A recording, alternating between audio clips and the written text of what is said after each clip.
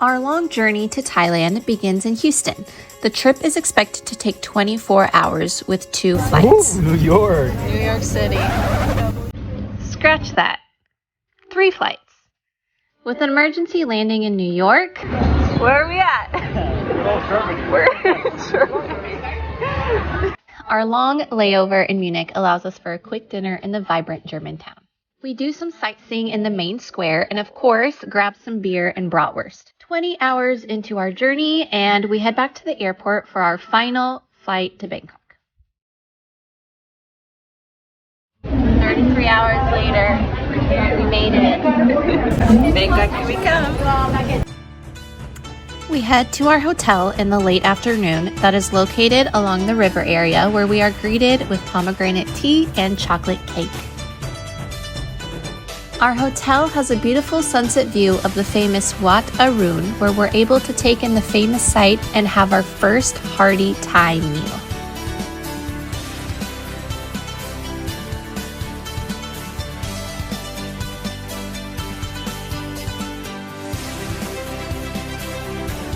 Our first activity is Muay Thai at the famous Rajadamnern Stadium, a world-renowned boxing stadium completed after World War II and the mecca for modern Muay Thai boxing. The boxers start by warm-up stretching and getting to know the ring to a common Thai beat that plays throughout the match.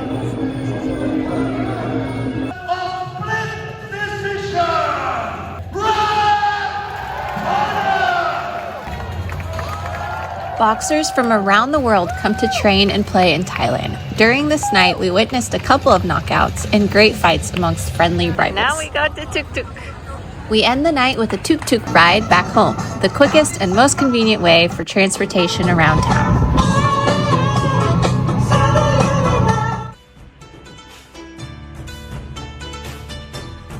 After a full night's rest, we start our day early at Wat Pho, located right across from our hotel and one of Bangkok's oldest temples. We are immediately mesmerized by our first intake of Buddhist temples and vibrant chetties. Those are the point pyramid-like structures. There are about 71 chetties on this site that contain ashes of the royal family.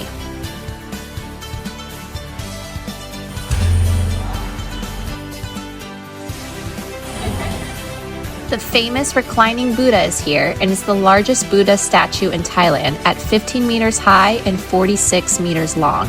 The soles of the Buddha are 3 meters high. Along the corridor, there's 108 bronze bowls, which represent the 108 auspicious signs of Buddha. Dropping coins in these bowls is believed to bring good fortune. The 5 tallest chetties are symbolic of the first 5 kings of Thailand. However, they had to stop building them for each king due to the lack of space. Wat Pho is also home to one of the most famous traditional Thai massage schools. Next, just across the river, we take a short 5-minute ferry to Wat Arun.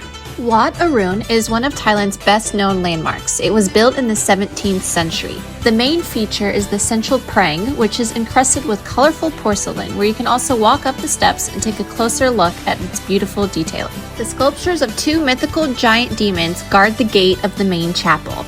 And of course, it's custom in Thailand to remove your shoes before entering the temples. You must also be clothed properly, covering your elbows and knees.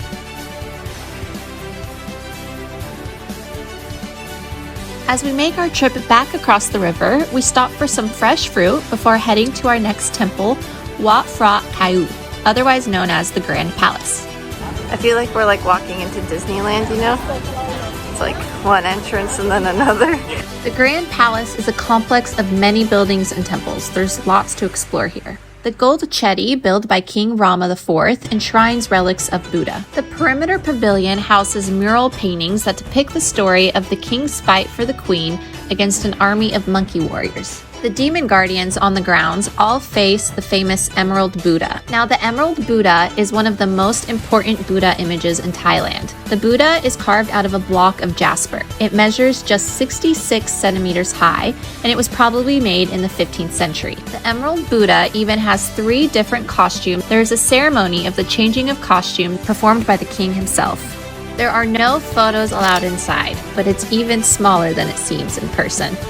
Prasat Hall is the royal residence built in 1877 that mixes European architecture with a Thai-style roof. It used to be the king's residence, but it is now used to host ambassadors and state banquets. Next, we head over to Chinatown that is known for their street cuisine and also hosts the temple of the largest golden Buddha. This Buddha used to be covered and plastered to hide it from invaders. However, when they were moving the Buddha in 1955, they cracked it and then discovered that the Buddha had been in solid gold underneath. In the evening, we head to Soi Rambutri Street that has many nice outdoor restaurants and is also known for their eccentric food offerings. So when offered a scorpion by a food vendor, we just had to try it. Crunchy. Not that bad. Doesn't taste like anything. Try it. Just one street over is Khao San Road, which is known for its nightlife and partying. On our final day in Bangkok, we travel about an hour outside the city to visit some pretty unique markets. First, we take a train that takes us through some salt fields to the infamous Mae Klong Railway Market. Oh my god, these people are smushed. There are several stalls of vendors along the tracks. With 6 trains coming through each day, they have learned the efficiency of collapsing the awnings quickly and moving their items out of the way. Red line.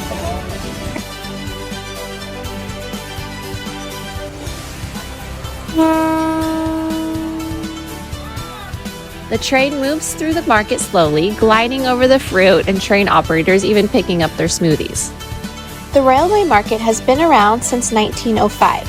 Fishing and farming are the way of life around here, and the market is a way for them to sell their goods.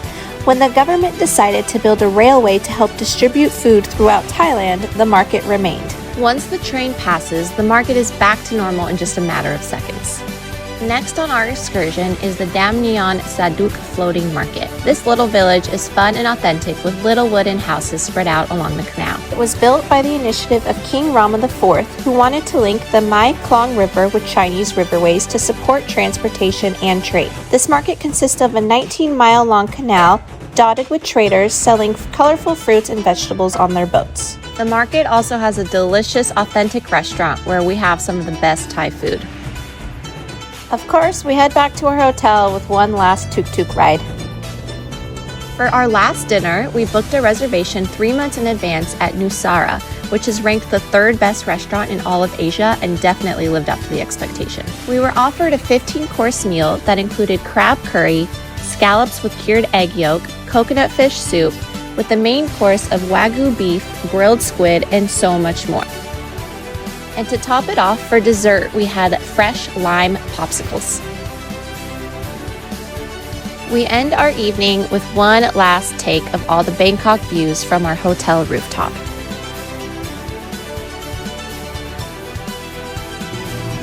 Bye, Bangkok! We're off to where?